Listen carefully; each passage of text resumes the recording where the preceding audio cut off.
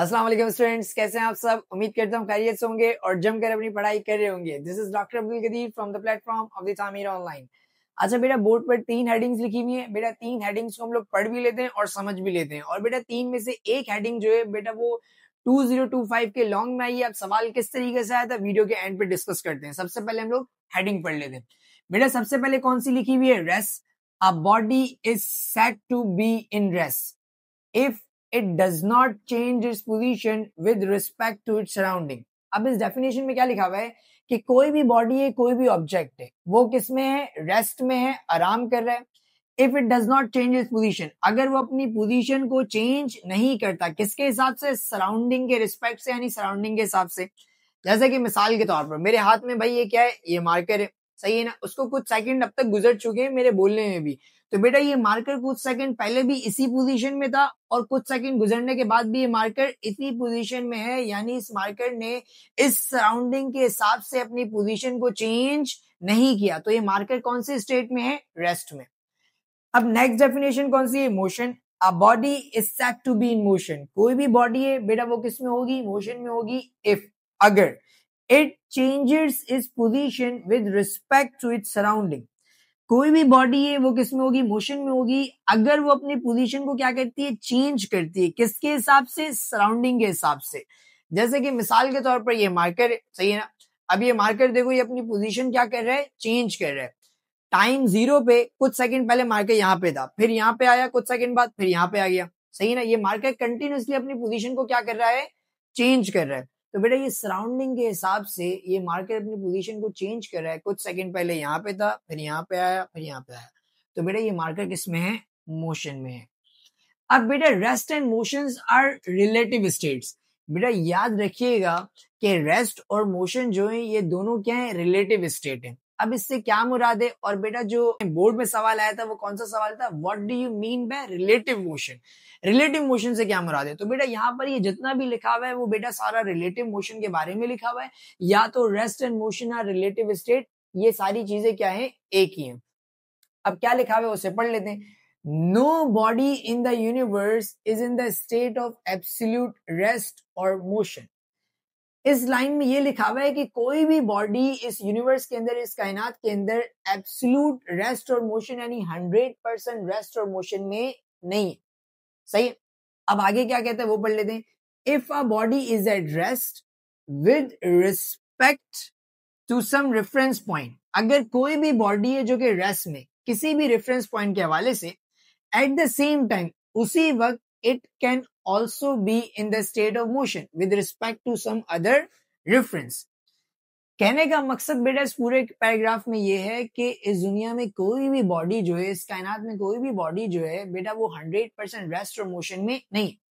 अगर कोई body rest में है, सही है ना, किसी भी ऑब्जर्वर के मुताबिक, किसी भी रेफरेंस पॉइंट के मुताबिक, तो बेटा वो बॉडी उसी सेम टाइम में किस में हो सकती है? मोशन में भी हो सकती है, किसी दूसरे रेफरेंस पॉइंट से या किसी दूसरे ऑब्जर्वर के मुताबिक। अब सर कोई एग्जाम्पल दें। एग्जाम्पल देंगे तो अच्छा समझ आ जाएगा। बेटा यहाँ पे एग्जाम्पल लिखी हुई है। आप passenger sitting in a moving बस, कुछ पैसेंजर्स हैं जो कि बैठे हुए किसके अंदर? मूविंग बस के अंदर, सही है ना, इज इन मोशन। तो बेटा जो पैसेंजर्स मूविंग बस के अंदर बैठे हुए हैं, बस जो मूव कर रही है, तो इसका मतलब पैसेंजर किस में है? मोशन में। When observe from outside the bus, सही ना। बेटा मैं बस के बाहर खड़ा हुआ हूं, सही ना, और कुछ देर पहले बस यहाँ पे थी, फिर यहाँ पर आई और इसके बाद कहाँ चली गई? मेरे आंखों से गुजरते हुए आगे चली गई। तो बस क्या कर रही है? बस मूव कर रही है, बस मोशन में। जब बस मोशन में तो बस के अंदर जितने भी पैसेंजर्स हैं बेटा वो भी सारे किस में है? मोशन में। क्योंकि पहले यहाँ पे थे, फिर पैसेंजर यहाँ पे है, फिर बाद में पैसेंजर वहां चले गए, आगे चले गए, सही। तो मेरे हिसाब से जो मैं बस के बाहर हूं, मेरे हिसाब से वो बस और बस के अंदर जो पैसेंजर है वो किस में है? मोशन में है, मूव कर रहे हैं, सही है। बट लेकिन एट द सेम टाइम भाई उसी वक्त में दे आर एट रेस्ट। जो पैसेंजर्स मेरे मुताबिक मोशन में थे बेटा वही पैसेंजर्स उसी सेम टाइम में किस में हो सकते हैं? रेस्ट में हो सकते हैं, with reference to other passenger in the bus. जैसे कि मिसाल के तौर पर बेस्ट एग्जांपल क्या है कि भाई ड्राइवर जो है बेटा वो पहले यहां पर था, फिर वो बस को चलाते हुए यहाँ पे आया, फिर वो बस को चलाते हुए यहाँ पे आया। मैं बस से बाहर हूँ, मेरे मुताबिक वो बस मूव कर रही है तो उसका मतलब वो ड्राइवर भी मूव कर रहा है, वो ड्राइवर भी मोशन में है। लेकिन जो पैसेंजर है वो जब यहाँ पे था तो वो देख रहा था ड्राइवर पहले भी ड्राइविंग सीट पे बैठा हुआ था, जब वो यहाँ पे पैसेंजर है तब वो देखता है तब भी ड्राइवर ड्राइविंग सीट पे बैठा हुआ है, और जब बस आगे चलेगी तो वो पैसेंजर देखता है ड्राइवर तब भी ड्राइविंग सीट पे ही है। तो उस पैसेंजर के मुताबिक वो ड्राइवर किस में है, रेस्ट में है। और बेटा मेरे मुताबिक वो ड्राइवर क्या कर रहा है, मूव कर रहा है, मोशन में है। तो बेटा समझाने का सिंपल सा मकसद ये है कि कोई भी बॉडी जो है वो एब्सोल्यूट रेस्ट और एब्सोल्यूट मोशन में नहीं होती, 100% रेस्ट और मोशन में नहीं होती। सही है ना? मेरे मुताबिक अगर कोई चीज रेस्ट में है तो बेटा हो सकता है किसी दूसरे के मुताबिक वो किस में हो, मोशन में हो। एक और सिंपल सी एग्जांपल देके बेटा ये वीडियो एंड करते हैं। बेटा जैसे कि मिसाल के तौर पर मैं इस वक्त आपके मुताबिक किस में खड़ा हूं बेटा, रेस्ट में खड़ा हूं, सही है ना?